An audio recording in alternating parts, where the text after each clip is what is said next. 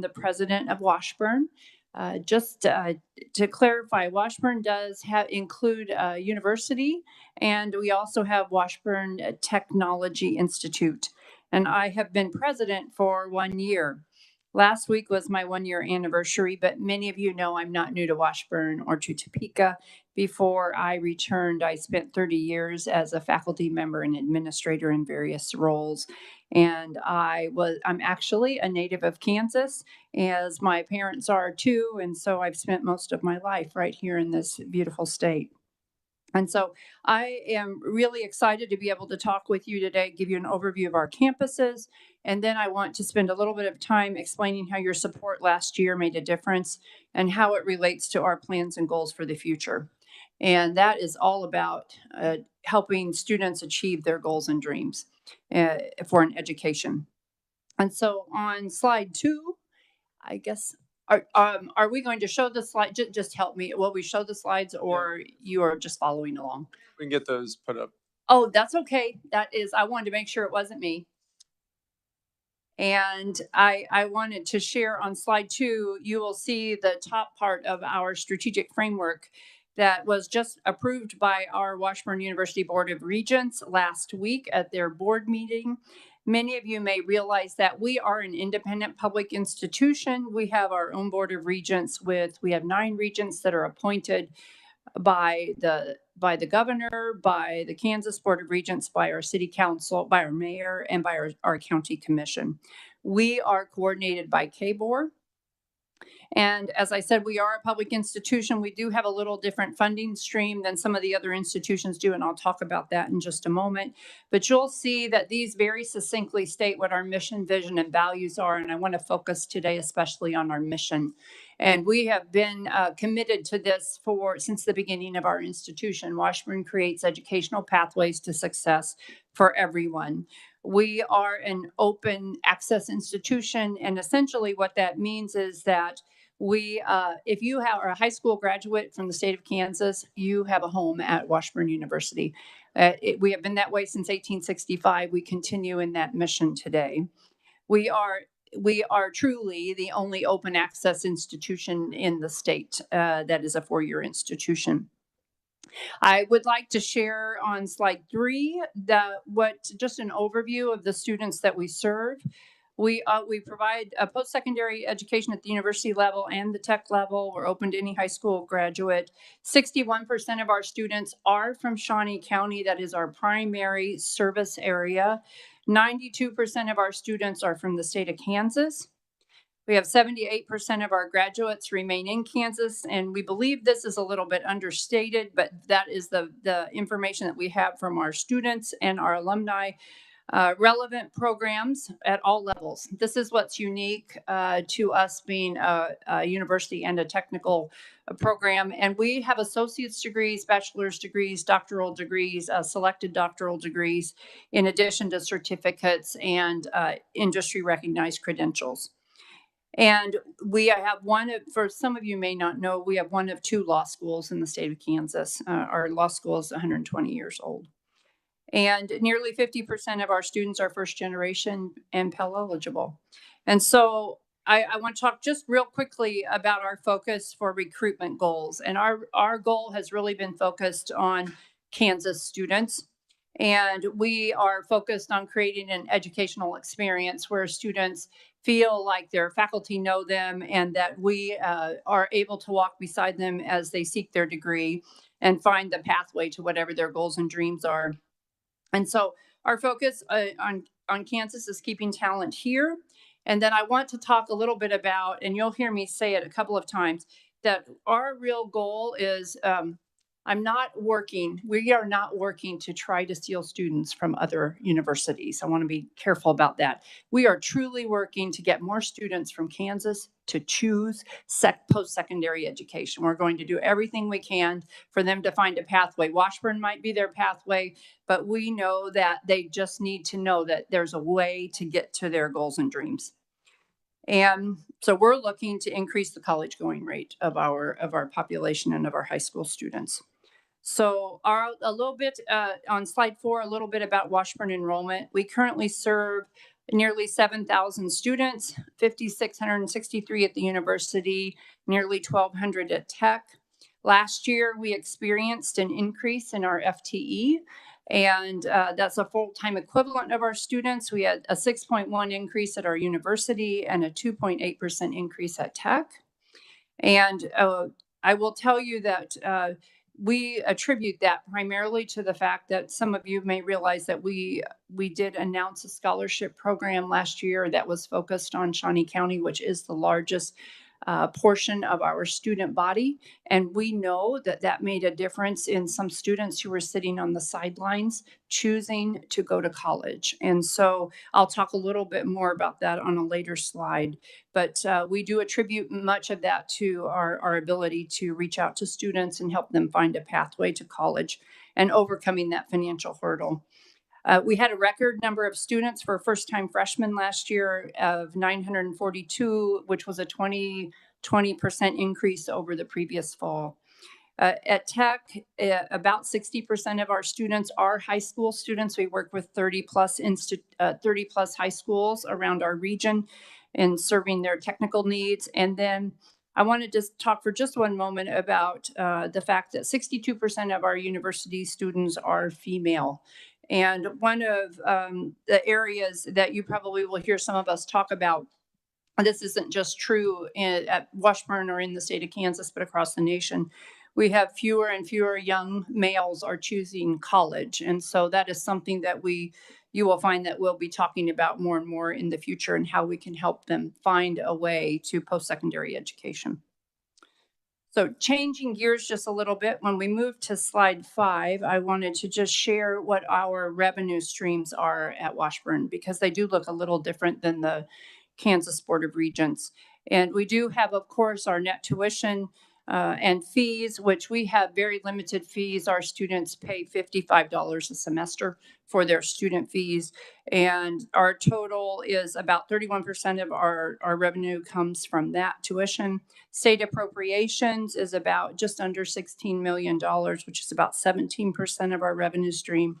We do have a local funding source, and that is about equivalent to our tuition and fees at about 29 million. Then we have grants, and we also have our auxiliary and sales revenue. And I just want to share a couple of things, and that is financial stewardship is actually part of our DNA. We have no other sources of revenue. And so we have been focused for a long time on balancing our budget every year.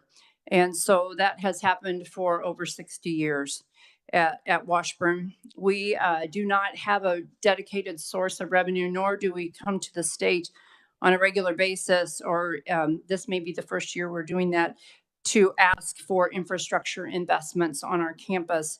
So all of our buildings have to be built by savings and by creating reserves through our budgets through the years. We do have very low debt on our campus, and we do have a set of dedicated funds that are specifically for maintenance of buildings and plant. And we have reserved it exclusively for that, and that is how we use it.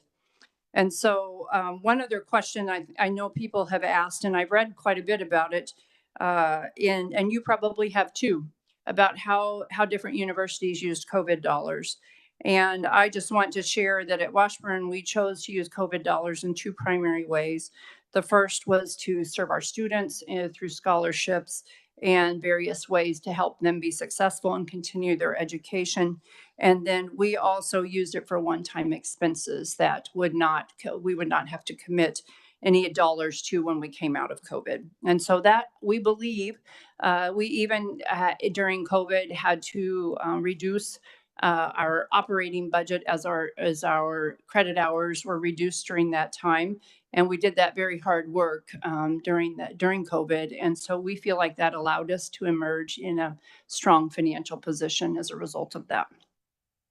And then on slide 6, I just wanted to share these revenue streams look even different than the university revenue streams. There is not a local appropriation for our tech program. So tuition and fees make up about 21%. And of course, the generous support of the state appropriations through through the support that comes for technical education is so strong and makes it possible for so many students to be able to pursue technical education. And then we have a very active grants program and then limited auxiliary and sales revenue. On slide 7, I would like to talk a little bit, changing gears again, I'd like to talk about just being grateful and saying thank you to all of you for the leadership and providing the funds that are so needed at our institutions today. And the 4 areas I'd really like to talk about are those on this page: student success funds, the Kansas Comprehensive Grant, demolition funds, and then of course the additional funding we got last year from the tech-based operating grant, the one-time funding that you did.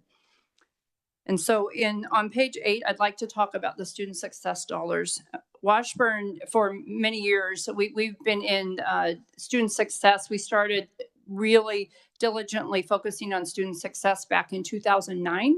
And in 2017, we made some significant investments to ensure that our students were able to cross the graduation stage. So when you hear me talk about things, when we accept students, our goal, we accept all students, no matter what your background.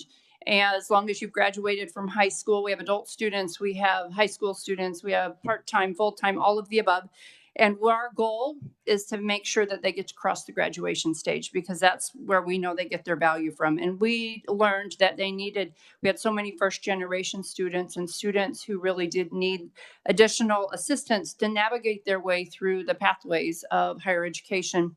And so we've been focused on that through advising, tutoring, curricular programming, and study skills, various things that we've been able to do. We are very proud of our graduation rate at an open access institution. Our 6-year graduation rate is 53%. We've worked over the last 7 years to raise that nearly 20 percentage points. And we've been able to sustain that even as our students went through COVID. We consider that to be very strong. We know today, I want to talk just a moment about the student success funds, because we're asking again this year for that. And it is an interesting time because the needs of students just keep growing greater. And we believe that continued investment in this area will be necessary, not just at Washburn, but across institutions, especially those who serve the most vulnerable, those who might be first generation or come from the least prepared backgrounds. Our goal has always been that if you have the dream of a higher education and you're willing to do the work, we will walk beside you to ensure that you find the path to cross that graduation stage. And so you'll see a couple of other things that we did along the way. We revamped all of our developmental courses about 5 years ago. We implemented math pathways and English pathways. We know that that has made a significant difference for us. We continue to refine our efforts in those ways, but those have been very important. And then finally, just talking about trying to help our students find a way to graduate with the least debt possible, and finding their ways to scholarships, to grant programs, whether federal or the Kansas Comprehensive Grant, and then also helping them make wise decisions while they're in school, so that they can prevent accumulating as much debt. And that leads me into talking about the Kansas Comprehensive Grant. We are truly grateful for your support last year, the last 2 years, and for, I guess, this year also. And then we are talking with you again about the increased amount in this upcoming year. And you will see that when you increase the amount that was available, we were able to go from serving 300 students to over 800 students with the dollars that the Kansas Comprehensive Grant did make available. We do have a lot of students with financial need, and so this did allow us to further reduce their personal spending on their education, but also remove hurdles for students that spending would have prevented them from going to college. And so the only reason that it went down a little bit in 2023-24 is our portion of the allocation was just a little bit less. So we just had a fewer students that we were able to touch. And the other thing I would like to share, not only do your dollars make a difference, but when you invest in our students, we've found that our private donors also like to find a way to invest even more in our students because they feel like they're being partners with the state. And we have found it to have a multiplying effect on creating scholarship dollars for our students. Now, this is where I'd like to mention, I'm not going to spend a lot of time on it, but I would mention that we did introduce 2 new scholarship programs that are pretty substantial in a way that it affects students with need. And so we announced on May 4th what we call the Shawnee County Promise Scholarship.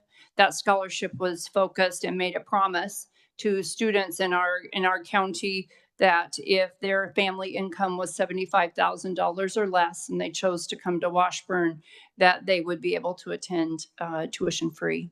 Now we work with them. We work with them to get all of their federal financial aid and all of their state aid and all of our private dollars first, and then we fill that gap. That has made a tremendous difference for students. And when I shared earlier about that scholarship, we know we have stories that we know that people were not going to go to college and they decided to go to college when that became a possibility. And so we anticipate continuing that. And you may have read that we expanded that scholarship to the primary counties where students choose Washburn in Northeast Kansas. And so we are in the process of visiting high schools and helping students to find a pathway to higher education and overcome that number one hurdle is finances for going to college.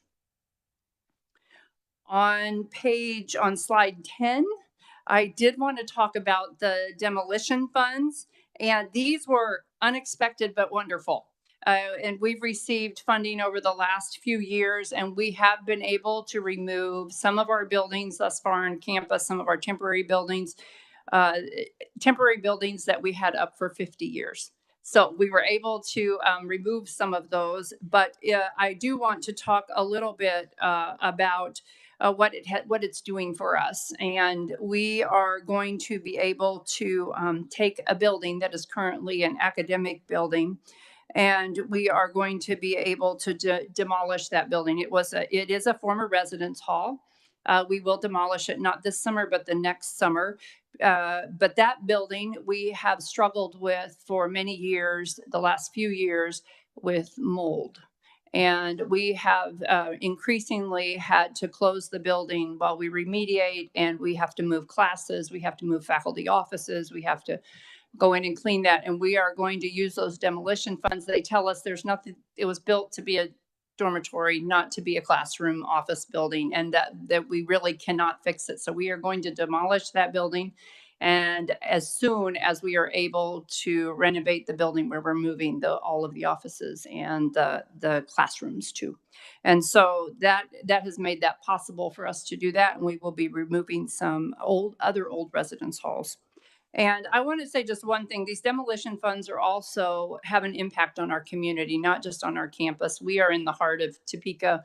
People walk our campus, people come to our campus to enjoy the beauty of it, and removing some of those old buildings that do not contribute to the beauty of our campus or to the value of our campus is a tremendous gift to us to be able to do that. And then on slide 11, I want to say thank you for your additional funds that you granted last year, one-time funds for the Washburn Tech Operating Grant. I wanted to share with you what we are doing with those funds. We are looking to expand space for programs at our Tech East campus, that campus is actually a part of an agreement that we do with our Joint Economic Development Organization in our community.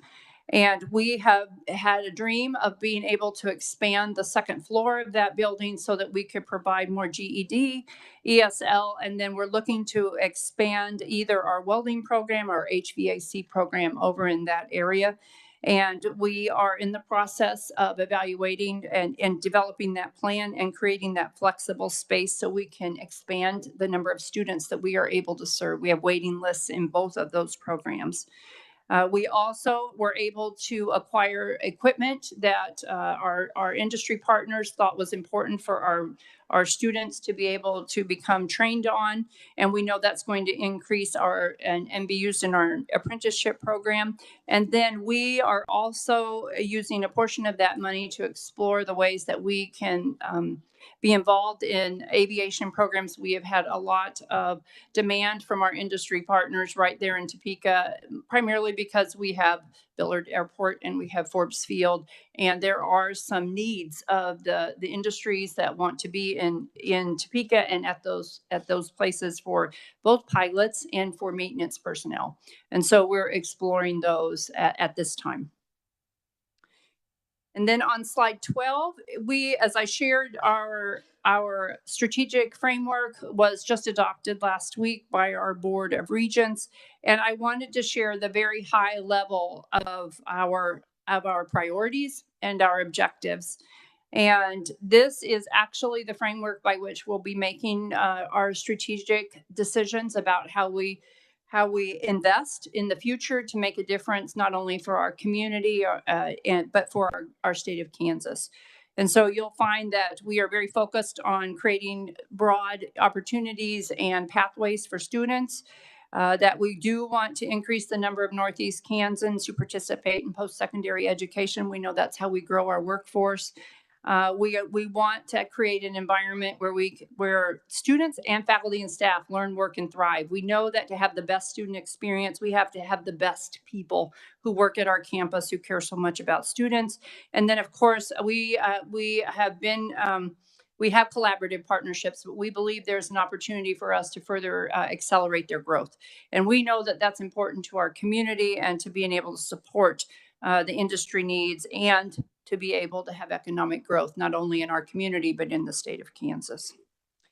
And then finally, I wanted to talk, I guess I have two more things, sorry. I wanted to talk about creating pathways for specific populations on page 13. I will not spend a lot of time on this other than to say that we have many things that we're doing to look for ways that we can serve, like corrections, veterans, law programs, our high school partners. K through 12 partnership is a very significant part of our strategic framework.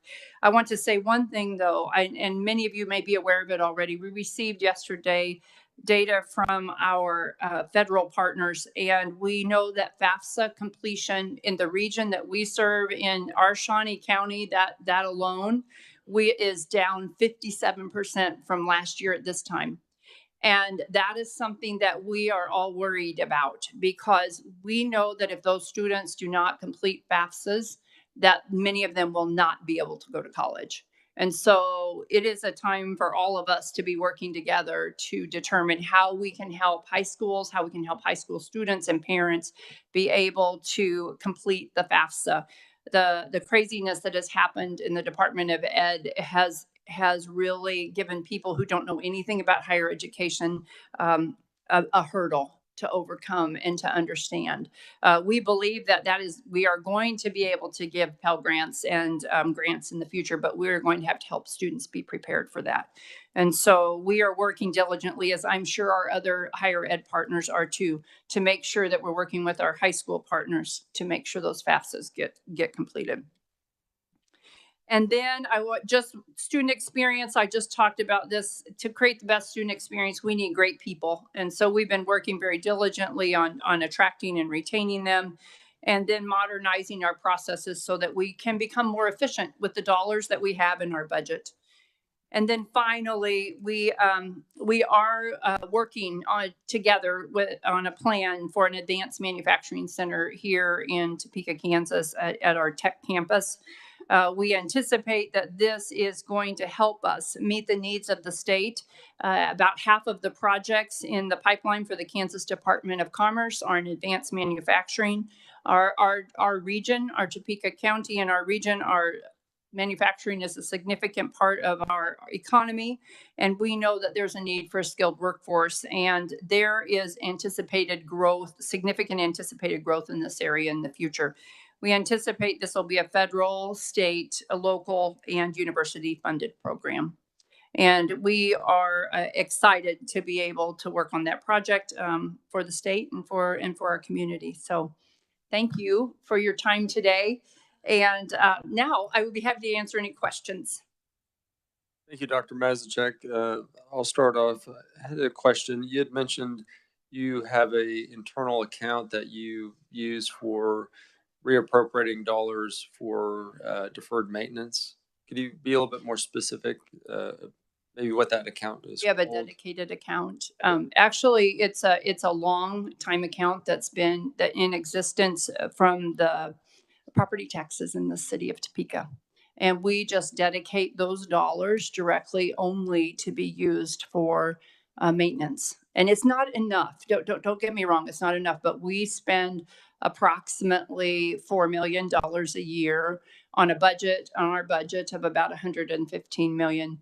We spend about 4 million a year on, and it pays for upgrades in HVAC systems, and it pays for sidewalks and parking lots and those things. And that's, we have preserved and paid attention to how we spend those dollars.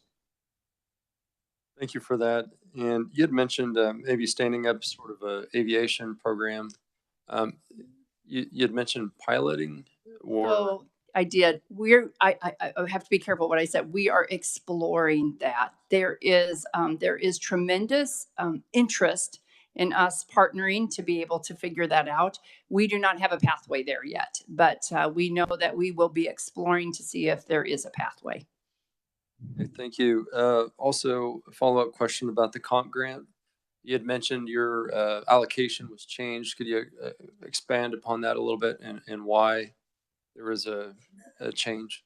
So Representative Howe, I'm sorry, I will have to respond it with the details to you, and I promise that I will do that on behalf of the committee. But it was I don't think it was anything specific to Washburn. I think it was just a way that it was allocated, and it resulted in just a little bit less for us.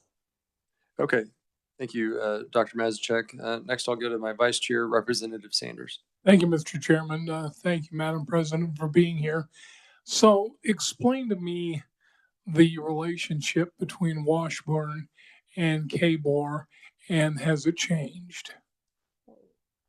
It has not changed. We are coordinated by the Kansas Board of Regents, and we work in partnership with them on items that are important to all of higher ed. Our budgeting is coordinated through that. Our special requests for our operating grant and for any of our special asks are coordinated through Kansas Board of Regents. We have a member of the Kansas Board of Regents sits on our board so that they're very aware of what we are doing. We participate in the academic initiatives that operate across the state. So, for instance, there's been a revision of the general education program at all of the Kansas Board of Regents institutions and Washburn, and we adopted the exact same framework so that students could easily move their general education from university to university. So how is it different from, say, Wichita State or Emporia State? We have our own independent board, so they actually make our budgetary decisions. They make our programmatic decisions. They oversee how we spend our dollars and what our goals are. And if you could, please explain to me what exactly open access is and how you're different in that regard. So open access means that the only requirement to get into Washburn University is that you have to be a graduate of high school. And so we don't have a GPA requirement other than what it takes to graduate from high school. We don't have a testing requirement. We don't have a set curriculum that you have to complete before you can be accepted. Do you even have to take the ACT? You do not. We are test optional. All right, and you're unique in that regard in Kansas. Yes. All right. I was interested in the figure of 62% of your students are female. Mm-hmm. What about at the tech school? Is it the same? It isn't the same. But I want to share that it is closer to 40-60. It's the opposite. But we have to be thoughtful because it is by program. And so many of the tech programs continue to be primarily male dominated, and other Other of the programs, such as early childhood, cosmetology, nursing, those types of programs are female dominated. And we are just limited in size in those programs. So we believe that probably tech would be 50-50 if we could expand those. But the way it is now, Mhm. it's 60-40 male. Closer to 60-40. And then finally, my last question, Mr. Chairman. The scholarship that you talked about where you get whatever you can get from the federal government and grants and whatever, and then you pick up the difference. Is that available to out-of-state students as well as in-state? No, it is not. And we have a limited set of counties that we are offering it to, primarily the counties where we provide the greatest service for those students coming. I thank you. Thank you for being here. Thank you. Thank you, Representative. Next, we'll go to Representative Amix. Thank you, Mr. Chair and Dr. Mazachak. Good to see you again. Congratulations on your increase in first-time freshmen. I mean, that's an impressive number of kids first time in college. My question comes in, and I know that you're just one school, but the division between university and tech and the graduates that you have that remain in the Kansas City and Topeka area, percentage of those numbers are actually technical versus university? Actually, I'm glad you asked that question because we need to be more careful about how we talk about it. It is all university. Yes. And the tech, I would have to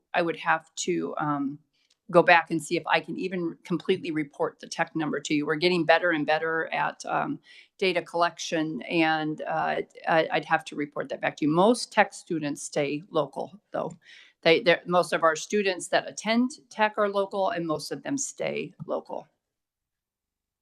Then That's a good question. I just wanted to make sure that I understood. The numbers that I see on this page are all university. Yes, yes. Very good. Thank you. Thank you, Mr. Chair. Thank you, Representative. Next, we'll go to Representative Smith. Thank you, Mr. Chair.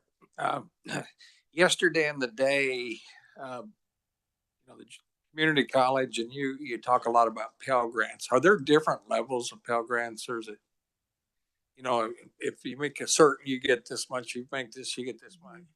Yes, yes. There are federal guidelines for how we determine how much federal support that you achieve, and it has to do with income.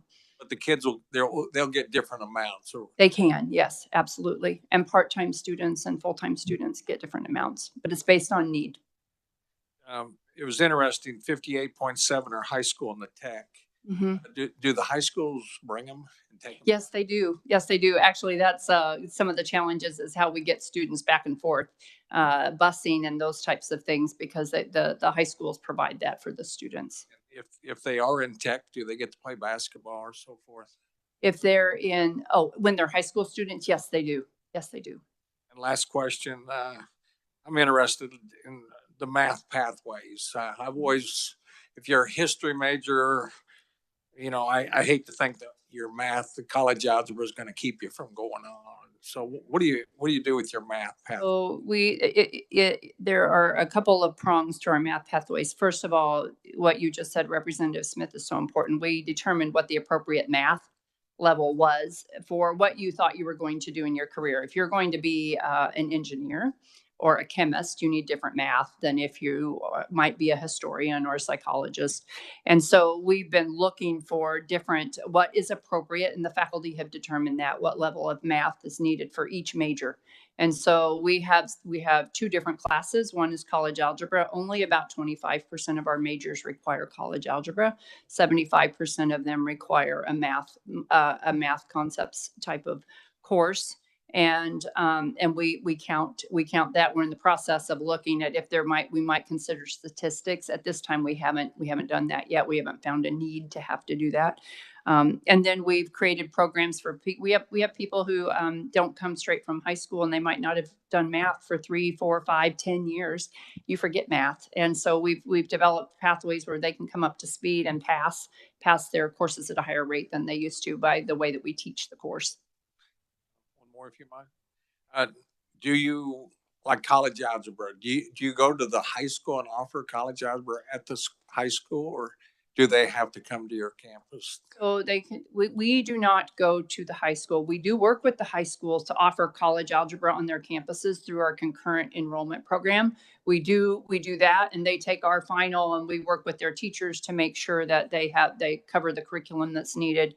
And then we do have students though that come and take our algebra and our calculus on our campus that are in our local community. Thank you, Doctor. Yeah. Thank you, Mr. Chair.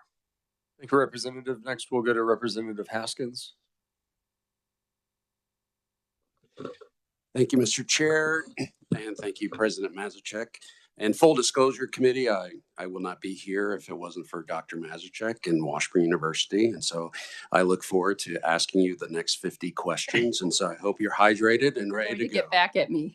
50, no, okay, you're right. It's 52. All right. So no, it's just 3 questions, Mr.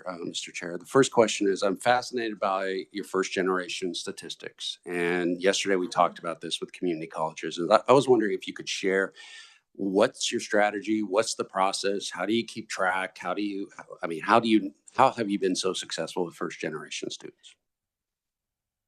That's a great question. That's great. It is part of our history. We have been working with first generation students for many years. It's one of the reasons I came to Washburn 30 plus years ago, because of our commitment to that. There are a couple of things that we think we're quite good at. One of them is that we work very closely with our high schools and helping them to work with students who are first generation, who need to understand how to find their pathway to college. We also are in the community where we have a high proportion of first generation students, and 60% of our students come from that community. So it's been learning how to serve that community. The other thing that we know is that we feel very fortunate to be in a thriving economy, and many students who are first generation are looking for other ways to support their needs as they go through college, not just their tuition needs, but their living needs. And we have opportunities to work. And so they can go to school full time, they can work and go to school part time. And we believe that's some of the magic of what we do. But in the end, it's all about, can we graduate first generation students and can they be successful? And we have a national reputation for being able to succeed and for students to come to Washburn and find their pathway to graduation. And I think that's really important. I appreciate that answer. The next question I have is, you asked for a $3 million one-time request for the state general fund. The governor didn't agree to with that amount. I'm just curious, what was the $3 million for? Was that part of your last page of the Advanced Manufacturing Center? Yeah, thank you for that question. It is part of our vision for our Advanced Manufacturing Institute in Topeka. And we believe that it will be it's about a $14.5 million project to create the flexible manufacturing environment that will serve our industry partners and prepare us to prepare the workforce of the future in this area for the state. And the $3 million is a portion of the total cost. We anticipate a federal request that we will pursue this year. We anticipate a local request from our economic development organization in Shawnee County. And then, of course, the university will also be a part of funding that. So we see it as a 4-way. And you might ask, we are looking to determine, we have to finalize our plans and where it will be located, and that will move it along even faster. That's great. Thank you. And last question, and this is just a follow-up. Yesterday, we had a presentation from advocate representative president of the Kansas Technical Colleges. And his quote was, higher ed is like a 57 Buick, that we're behind in the times. And he went as far as saying that a bachelor's degree is not as necessary today as it was before. And I'm just curious, since you do have the Washburn Tech in your academic program, if you wanted to respond to what is the value of a bachelor's degree today, and maybe talk a little bit more about your partnership with Washburn Tech. Yeah, so that's an interesting perspective to share, and I would like to quote some research that actually the Kansas Board of Regents had completed through a faculty member at the Kansas Institute for Policy and Social Research by Dr. Ginther. And there is, I understand what he might have been referring to. However, the research is different than that. So it shows that bachelor's degrees in the next 10 years, the need for those is going to grow at the tune to about a 15% increase from where we are today. That master's degrees will increase by about 14% and associate's degrees will increase by about 14%. And there is a lot of dialogue in the popular press today about the fact that the need for bachelor's, associate's degrees, master's degrees is declining. However, when you actually go and they do the research to show who they are hiring for the jobs, they are hiring people with bachelor's degrees, associate's degrees, and master's degrees. And so that is consistent with the research that was found for the state of Kansas. And that does not mean that technical degrees are not important. It just means that all of them are important and we need more of all of them. As always, thank you, Dr. Mazurek. Yeah. Thank you, Mr. Chair. Thank you. Thank you, Representative. Next, we'll go to Representative Rogers. Thank you, Mr. Chairman. Madam President, thanks for being here. I'm a little disturbed though if the representative from Topeka is the reason why he's here, but no, just kidding. Just kidding. Just a couple, we'll talk offline on that note. One, glad you're here. Dr. Farley set a great pace, and of course you were one of his partners for years and years. I want to commend you and your board. What a beautiful campus. And it's great when we drive by and then you get to drive in and see and the vision from past to get to where things are today. And pleasing to the eye, hopefully it's pleasing to the community, and some of those other things that are made, like the new law school building and the KBI and so on. It really, I think, is again, even though the Topeka is, claims it, but I think it's also it should be part of one of the crown jewels of our education system. So my question, I guess, is, in a little bit of what Representative Haskins said is, and I don't want to get into a match of, I agree with you that all degrees are important, but you are kind of a unique situation because of tech school and the university. What's the future? What is going to be, where do you see and your team see Washburn in 20 years?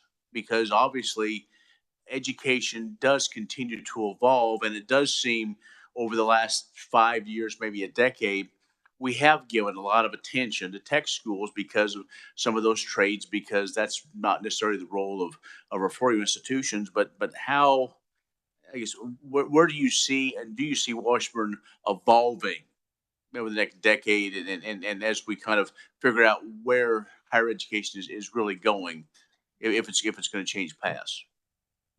Yeah, that's a great question.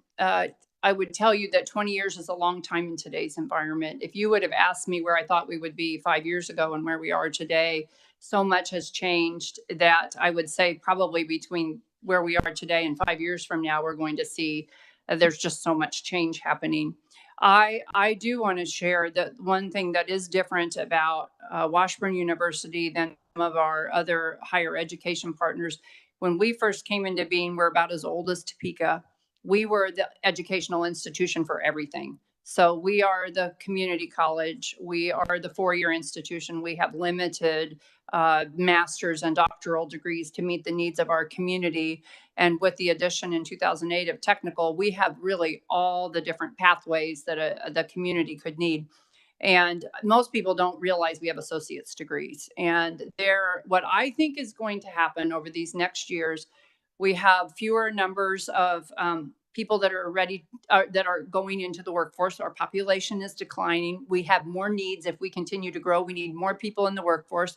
I think it's going to require all of us in higher education to really think about how do we create pathways. And I mean that, I don't mean just curricular pathways, but how do we make it flexible enough that students who need to go work or feel like they should go work can do that, can still attain an education, Can they stop at an associate's degree and then start any time to go on to a bachelor's degree, to go on to a master's degree? And us creating those frictionless pathways for students to be able to work through to get to their educational goals and dreams at the time in their life when they want to do it. It might not always be when they're 22. They might go this far and till they're 20, and then they might work, and then they might say, okay, now I need to do the next pathway, or I need to make a change in my career. I need to go back and get 4 classes. We have to find a way to do that and be flexible. And that isn't how higher ed has always operated. And I think that's going to be a challenge for all of us, one that we believe that we can rise to, because we've been working in that realm for so many years now. But we have more to do, more ways to figure that out. And the pathways from technical education to traditional associate's degrees, not associate of applied science, but associate of science degrees to bachelor degrees, is a different pathway, and it's not frictionless right now. Even those of us that we think are doing a good job, and so we have more work to do. But I think that's going to be the key to serving our communities, to serving our learners, and to creating a workforce that we need to have so we can grow and thrive. Mr. Chairman, I mean, if you're unaware, you have several success stories of those that maybe started in the tech school world, went on bachelor's, master's. I mean, really just, kind of got excited about education or decided where they wanted to go, that took them there. And it was kind of that frictionless rather than putting up barriers. And those of us who have come back to school much older than 20, that seemed to be much easier, and not to fight those battles. I look forward to that, and hopefully that the education system kind of follows that lead. So thank you. And I imagine you'll hear that from every other university president. Yes. Thank you, Dr. Mazurczak, for your presentation today. The last question is, what is an Ichabod? Oh. We are named after the benefactor that allowed us to stay open in right after 1865. Ichabod Washburn, who was from the East Coast and was an industrious businessman, made a gift to Washburn to allow us to stay open. And so in honor of that, we changed the name of the university from Lincoln College to Washburn University. And we changed our mascot to Ichabod, which was his first name, Ichabod Washburn. Very good. Thank you, President Mazurczak. Always a pleasure to have you before the committee. Thank you very much. Next committee, I'd like to welcome to the podium Matthew Lindsay, Executive Director of the Kansas Independent College Association. Matt, welcome back to the committee. Thank you, Chairman Howe, members of the committee. I am Matt Lindsay. I'm the president of the Kansas Independent College Association. Glad to be in front of you once again, and appreciate the opportunity to share with you the efforts of the nonprofit colleges across the state to educate Kansans and serve the state, and to share some of our commentary on the budget on the budget for you. Yes, we do have slides. I believe our assistant here is bringing them up. Fantastic. Let me go ahead and move to slide 2 and begin with just a little primer again on who the Kansas Independent Colleges are. Some of you, this is going to be old hat by now. I work on behalf of the 21 accredited undergraduate degree granting private nonprofit colleges across Kansas. So you see the list of them there. Among KICA's members include the oldest 2 colleges in the state, Baker University and Benedictine College, both founded before Kansas was even a state in 1858.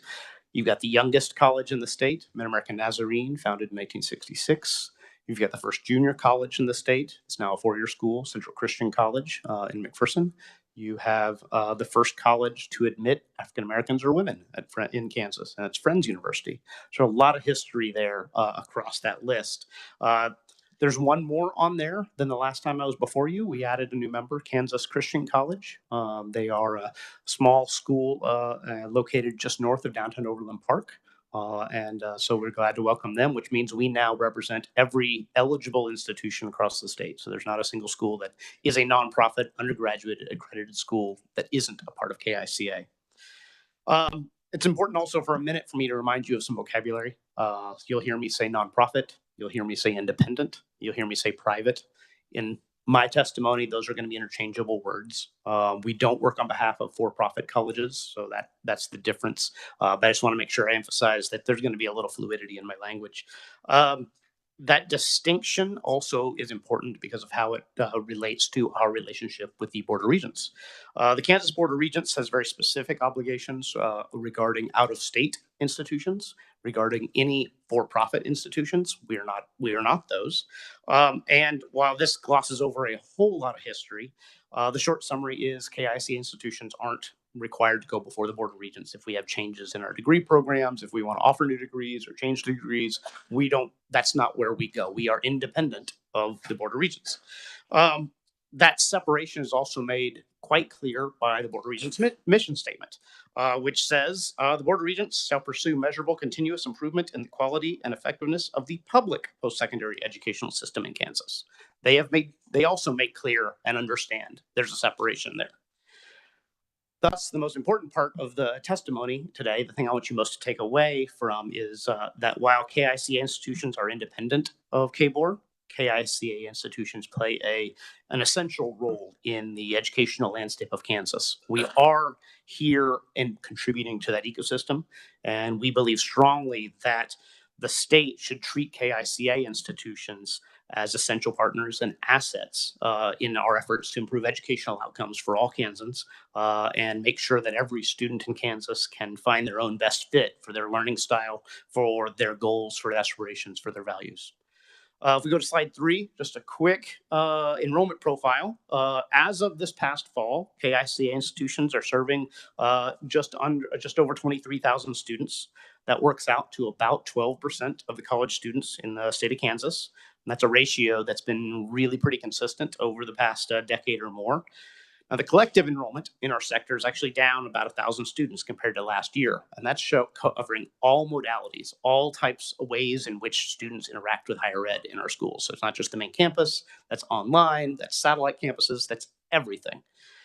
That decline in 1,000 headcount students reflects and masks some important things to talk about, though, and I'll show on slide 4. Our main campus, our primary mission, which is our residential main campuses, are up about 1% compared to last year. And that continues a trend of growth in that face-to-face residential campus effort. That's really the bread and butter of KICA institutions.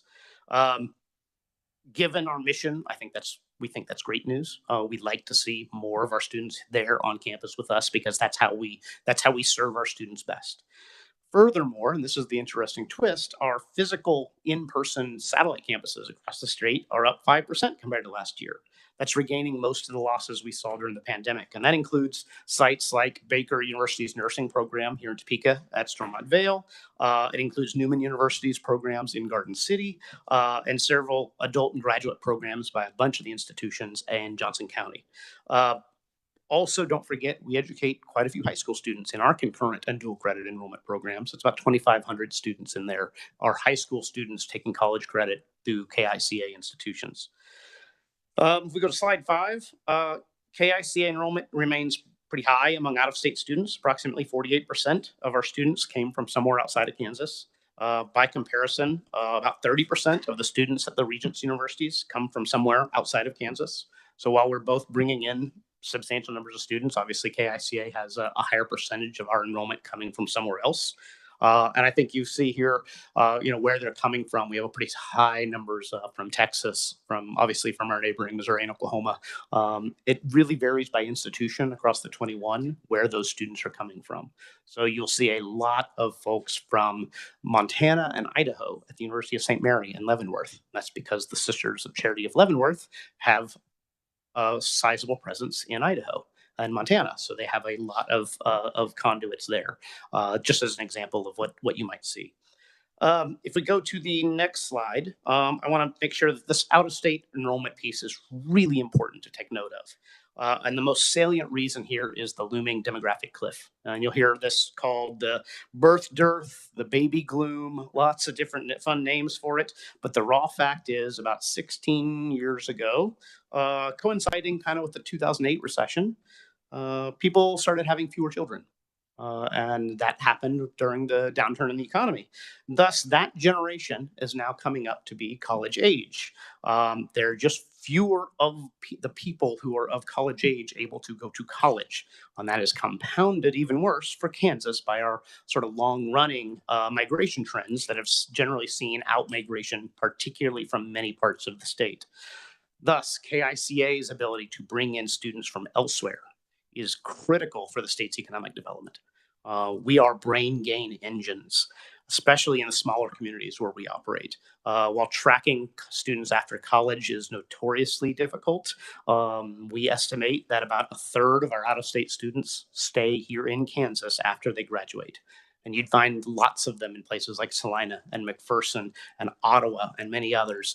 People who came to Kansas to go to a KICA institution and then said, "This is a great place. I'm staying here. I'm starting a business. I'm starting a family. I'm going to be a Kansan." You have those among your peers in the legislature. In fact, let me go to slide 7. And the other wrinkle to this demographic cliff issue relates to changing student demographics. Very rapidly, the racial and ethnic makeup of the college-age population in this state is shifting, particularly with increasing numbers of younger individuals from Hispanic and Latin American ethnicity. This is readily apparent in our enrollment data, where 44% of our students are students who claim a race or ethnicity other than white, and that has grown significantly over the last decade. 17% of our students are Hispanic or Latino, and that percentage has doubled in the last decade. By comparison, ours is 17% of enrollment. By comparison, 8% of the public universities in the state claim Hispanic or Latino background. That's also growing very fast. So that is forcing some real important dialogue in our community on how do we serve students and a different type of students than we may have seen in the past. Let me go to slide 8 and talk about outcomes. Last year, KICA institutions awarded 19% of the bachelor's degrees in the state, 18% of the master's degrees. And so while we still serve about 12% of the students, we transform that post-secondary credentials. That's across all types of degrees. At the core, of course, that's what college is at this point is for, in educating individuals so that they can pursue a fulfilling life, a vocation, and a life full of purpose. For KICA, of course, that is really the core mission of our in-person residential undergraduate experience. So it's gratifying to see our completion data continues to improve. Our graduates, we know, are not just employees. They're leading members of their community. They're investing in civic and artistic and spiritual activities that lift all of our communities up and help the state thrive. If you go to slide 9, I'll point out a few fields that we are really more heavily involved and enrolled in awarding more degrees. For instance, 25% of all the psychology and counseling degrees in this state, including 62% of all the clinical counseling degrees and clinical counseling master's degrees came from KICA institutions. So like I said, we are 13% of the enrollment. We're awarding 25% of the psychology and 62% of the master's degrees in clinical counseling in the state. 34% of the degrees in nursing come from KICA institutions in this state. 51% of the degrees in law enforcement and emergency management are coming from KICA institutions. We also punch above our weight in biology, in business, in mathematics, and computer science. I think those are programs that you as legislators care about in growing our state's economy, and so we're proud to contribute. And one other crucial profession to point to, this is something we've always been invested in. 17% of the new teachers in KICA cross the stage at a KICA institution to get a degree. Teacher education has always been an important part of KICA. And I'll point out that KICA alums have been regularly represented as Kansas Teachers of the Year finalists, and I believe 2 of the last 4 were KICA institution graduates. Let me skip to slide 10. Let's go. Yeah, we'll skip 10 and we'll go to 11, because I know we're on some shorter time period here, and talk about we'll talk about economic impact. In total, we employ about 5,000 people. About half of which are instructional faculty and the others are not. 98% of those are actually here working in Kansas. Most of the members of KICA are in smaller communities in Kansas, and they're keystones in those communities. They're really important economic drivers in places like Sterling and Heston and Lindsborg and Winfield. In fact, we commissioned a national firm to do a quick economic impact study for us in 2022, and found that we generate 1.1 billion in economic impact in the state. And I'd argue that that's a pretty good return, given what we take from taxpayer dollars. Another way to put this is if you took the value of all the beef and lamb exports that the state provides every year, so that's a pretty important thing for a state like Kansas. That's $1 billion. So KICA institutions' economic impact is more than the export value of all the beef and lamb we export every year. Let me skip then to our budgetary commentary. And the primary intersection of KBOR and KICA work comes through the administration of student grant programs. KBOR administers all the state student financial aid programs, many of which can go to students who choose to go to a private college in the state. Thus, in your materials, you've seen a number of line items within the Board of Regents system office, as opposed to the lines in the individual institutional budgets that deal with the student financial aid programs. There's things like the Teacher Service Scholarship. There's the National Guard Educational Assistance Program. Of those, the largest, and to KICA, the very most important, is the Kansas Comprehensive Grant. The KCG is a financial need-based grant that is offered to any Kansas resident who chooses to attend any of the public or private bachelor's degree granting institutions in the state of Kansas. In '98, this thing was created, merging three separate grants, one that was for the KICA schools, one for the Regents, one for Washburn, into one massive package designed to say we should lift all students up when we fund need-based aid. We should say this is about Kansans going to Kansas colleges. Historically, that had been split relatively evenly between the two sectors, between the public universities and the private colleges. And then this split, of course, was not statutorily required. And so 2 years ago, after you all, something we were very grateful for, added more money to that program, more than doubling the amount of money that was available, the Regents, using their regulatory authority, revised the formula so that it gave larger weight to larger institutions by saying we are going to distribute the additional money based on what share of all of the low-income students, college students in the state, go to the various schools. Well, I would tell you that, of course, the larger institutions have a larger share of those students. They also have a larger share of the rich students. They also have a larger share of the brown-haired students. They have a larger share of every kind of student because they are larger. And so that is where we are today. In the current fiscal year, I will point out that the legislature appropriated about $1.3 billion, rounding sum, to KBOR and its institutions. And of that $1.3 billion, $35 million is for the comprehensive grant. So that's 2.5% of all of the higher ed budget from SGF is in this one need-based aid program. Of that 2.5%, KBOR's new policy means that KICA students receive about 36% of it instead of 50%. So of the entire $1.3 billion SGF budget for higher education, about 12 million, which is just about 1%, is shared with students who go to KICA institutions. 1% of $1.3 billion. So to review, private colleges, and we can go to slide 13, please. Private colleges make up 12% of the bachelor's degree seeking population in the state. We award 20% of the bachelor's degrees every year, but students who choose KICA receive only 1% of the funding that you provide higher education for the state. Even when just looking at Kansans who attend college, KICA represents close to 10% of the student population. And yet, again, 10% of the student population of Kansans, and yet those students receive only 1% of the $1.3 billion. Last year, we tried to have some of this imbalance corrected, and in both attempts, Governor Kelly vetoed the legislature's work. The first attempt would have added a proviso to go back to the old 50-50. That was vetoed, and the veto was sustained in the House. The second attempt, which was part of SB 25, would have added $5 million just for the KICA institutions to make up for what was lost by shifting the formula. That was vetoed, and no override was attempted because we were at the end of the session.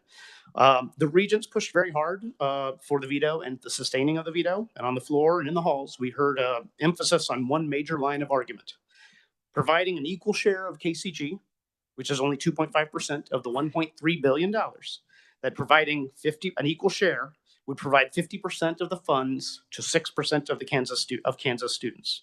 But for starters, we don't have 6% of Kansas students. That argument demonstrates a poor grasp of fractions. Yes, about half our students come from out of state. You can't discount our out of state students, but not discount the Regents University students that come from out of state. You have to reduce the total. So thus, if you do the math correctly and compare everyone's in-state versus out-of-state enrollment, we have about 10% of the Kansans attending college, not 6%. Perhaps private colleges are better at math education. I don't know, but there's a suggestion. Setting aside understanding of fractions, the underlying argument is still wrong. The budget for higher education provides 1% of the funding to 10% of the Kansas students pursuing higher education. That imbalance, in fact, works the opposite of the way they intended. So let's set aside for a moment and investigate a little bit more of the higher ed budget. I've used that number 1.3 billion a couple of times. That's not what it was even just a few years ago. If you go to slide 14, I guess we've already done that, which is fine. In fiscal year 22, the legislature increased KBOR's budget by $75.5 million SGF. In fiscal year 23, the legislature increased the KBOR budget by $150 million SGF.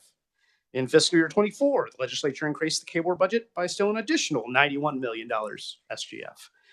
Even if some of those are one-time amounts and not ongoing spending, the total budget increases granted to KBOR and the public universities in this state over those 3 years is $316.5 million just from SGF. That's on top of their budgets that we normally pass through and to support what they do. Now comes the governor's budget request this year for fiscal year 25. Governor and the regents have started the proposal by asking for $203 million more approximately in SGF, and you've heard more requests as we've gone along. How much is there in there for students who choose to go to private colleges? Zero. None. Not a single dollar is allocated to support private college students, Kansans who are Kansans going to Kansas colleges. In fact, between last year and this year, KBOR and the governor have added or requested $40 million in student financial aid set aside only for public university students, abandoning the whole schema of saying we should use student aid to support all Kansans at all institutions. This year in the budget, that ask is $14.3 million for need-based aid, by which the governor means need-based aid, but only for certain students, only for those who make certain choices. In the past 12 years, 12 sessions of doing this, no matter who is in the governor's office, there has not been one request made by KBOR seriously for increases to need-based aid for all students, for the program that is shared with KICA students. Instead, in almost half of those years now, requests have been brought forth that create or fund need-based aid only for public university students, which leads me to a simple conclusion. KBOR doesn't care for all students. KBOR doesn't value the ability of each Kansas student to choose the best educational experiences for their individual needs. Their interest is supporting only students who attend public universities, and that is stated in their mission. So they don't much care about the proportional distribution, the 10% piece, any of those. Otherwise, they would have moved to try to support all students. They would not have fought tooth and nail to say, no, we're not going to give $5 million out of $1.3 billion to Kansas students who choose private colleges. Ultimately, the lessons we have learned over the last several sessions have indicated that the students who attend KICA institutions, and the faculty and staff who work there, and the communities that depend on our work are not seen as equally important. Therefore, we come to you with a few asks, and we'll go to the last slide here. Since we want to, lead, I'll wait till the slide moves here. Let's go to one more. I don't know what happened here, but thank you. Since KBOR wants to lean into the concept of proportionality and funding for the comp grant, we request that you apply those same rules more broadly. We ask that you set aside 10%, that's how many Kansans we have enrolled at KICA students, 10% of all of the requested increases into a purpose-built account for need-based scholarships to go to KICA students. We will use 10% because that is the rule we're going to go with. It's our desire that if we're going to hold to a 10% standard, let's apply that broadly to the $1.3 billion, but we would gladly accept this as a starting point. We wholly oppose creation or addition of scholarship need-based aid programs that serve only one kind of student in the KBOR budget. So we would be fine if we sought to use the money that is set in there for Regents only need-based aid as a starting point and move it to KICA institutions instead. And because of the limited public only mission, we hope we can continue to have a conversation on how we can do a better job of supporting need-based aid and college going and affordability for all students, and to find a better way than this, because frankly, we're tired of 12 years of having the same argument. I'm sure you all are too.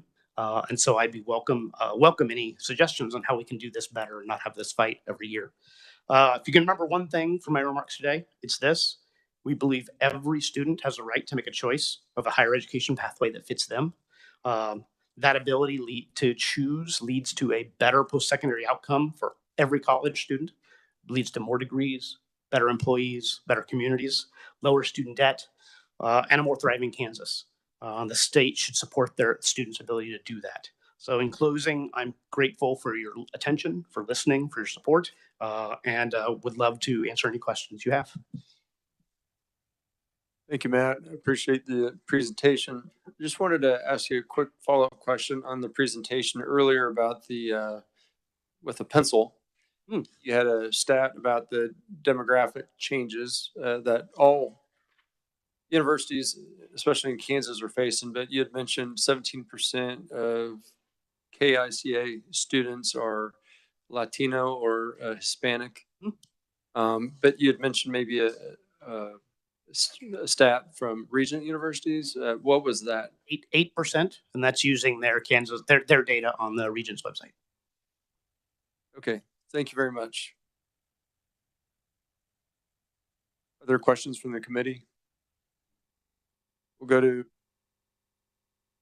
Representative Woodard. I'm sorry. Mr. Chair. Matt, we've worked together. One, thanks for being here and for your presentation. We've worked together for the 6 sessions I've been here. This is the first time I've ever had my motives impugned using statements that I've made on the floor, using stats that you provided to this committee. And so I have always continued to support our need-based aid, and I want to continue to do that. But whether it's 6% or 10%, I do believe that it's wrong for 10% of the state's share of students to get half of the need-based aid that we have. If you're going to come talk about being private or independent, if you want to be public institutions, follow the same guidelines that our public institutions will. And so, just for the record, I think it is uncalled for and disrespectful to impugn the motives of members of this committee, myself, or an agency that's tasked with overseeing our higher education institutions. Thank you, Mr. Chair.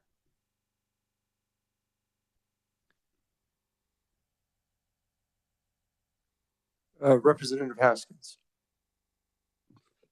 Thank you, Mr. Chair, and Matt, thank you for the presentation. And moving away from the comprehensive grant, I have some questions related to the value of higher ed.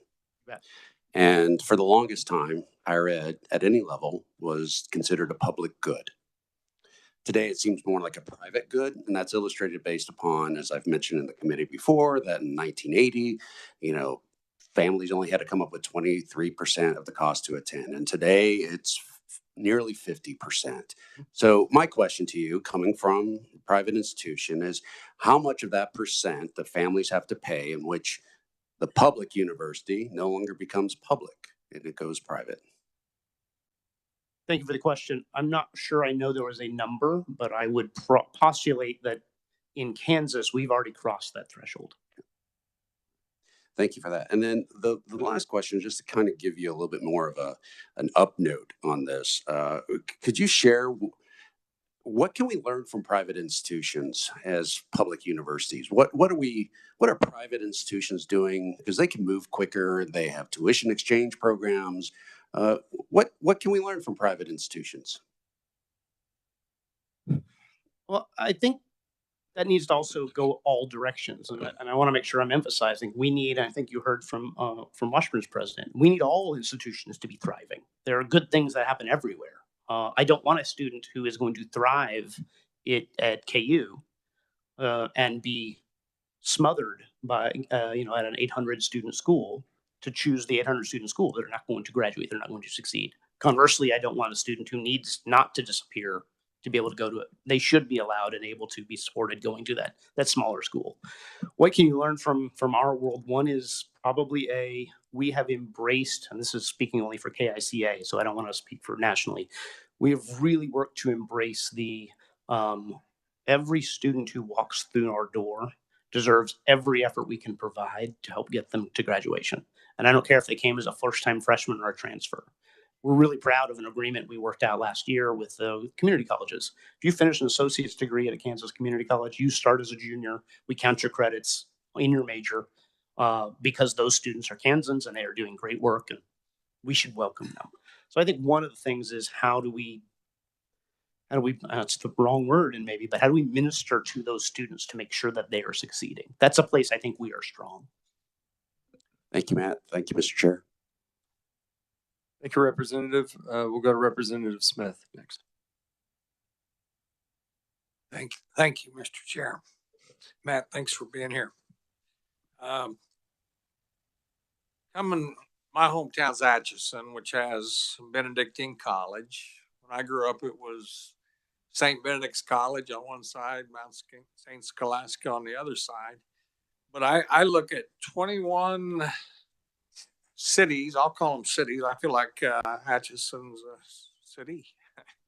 And these colleges are crucial to their economy. So, I don't know how much out-of-state money do these colleges bring to the state of Kansas? Representative, I wouldn't be able to answer the dollar figure, but I could extrapolate some in the sense that if 48% of our students come from out of state, they are bringing with them, they're paying some amount of tuition that's coming from out of state. What I think is most gratifying and is helpful for Kansas is how many of them stay here when they finish. So in Atchison, you're going to find a lot of folks who came to Benedictine from all kinds of places who said Atchison's a great place to live and started businesses and communities and families in and around Atchison and Atchison County. And that drives our economy as much as the sort of college student spending for 4 years or so that they bring. Yeah, like I say, it's crucial. Like to say the 21 towns or 21 cities, they're crucial. I don't know what page this is on, but it shows but boy, it's impressive when you look at how many nurses come out of those schools. Education, we're hurting, and we got a fair number of teachers coming out of those schools. Counseling. I have 2 daughters that are counselors, and we don't have enough of them, and yet they're doing more than their part. So one thing I don't like is I don't like calling them private schools. Everyone I looked at there, I think, is a church-related school, isn't it? No, one is not. Cleveland University in Kansas City is maybe the country's best chiropractic college. But to me, private kind of says we can take who we want when we want, and and you don't do that. So, like I say, I appreciate what these schools do for the state of Kansas, and I think we should help them any way we can. Thank you very much. Thank you, Representative. I had a few comments and questions. Would it be fair to say that in your testimony you expressed some frustration, but it wasn't just perhaps your frustration? And would you be fair to say that your frustration is born out of those that you represent and each of the presidents of those institutions? Yes, that would be correct. And the students who attend our schools and the people who work at our schools. Yes, that's whose frustration I am sharing with you. Thank you for clarifying that. This has been an issue that ever since I've been chair of higher ed budget has been a kind of a weight, for everybody really. And so before session, I had asked, I was at a higher education summit sponsored by the National Conference of State Legislatures, and President Flanders was there, as well as Dr. Matthew Thompson from Kansas Wesleyan. And I got them together and I said, can you look at exploring a path forward to where perhaps all students can benefit moving forward, and it's not such a drag in the legislature. And I believe there was perhaps some meetings scheduled to discuss some of these things, but has there been any path forward yet to that request, I guess? To that particular question, Mr. Chairman, no, there's progress, but there's not I would not say there's been a resolution. There have been discussions, yes. Okay, thank you. Would it be fair to say, Matt, that the current system doesn't engender equity amongst students in terms of financial aid, state comprehensive grant program? Or you got the state comprehensive grant program, but then the new formulation that the Board of Regents decided. I think I would frame that question as the way we fund higher ed in the state as a whole does not speak to equity in the way we support students. Okay. Thank you. Next, we'll have a question from Representative Fairchild. Thank you, Mr. Chairman. You had mentioned in regard to the student aid that the formula has traditionally been about a 1-to-1 split, but then you mentioned that that's never actually been in statute. And so is that something that you're pushing for, or something that you would recommend, is to have us take up some sort of legislation that would actually put that into statute?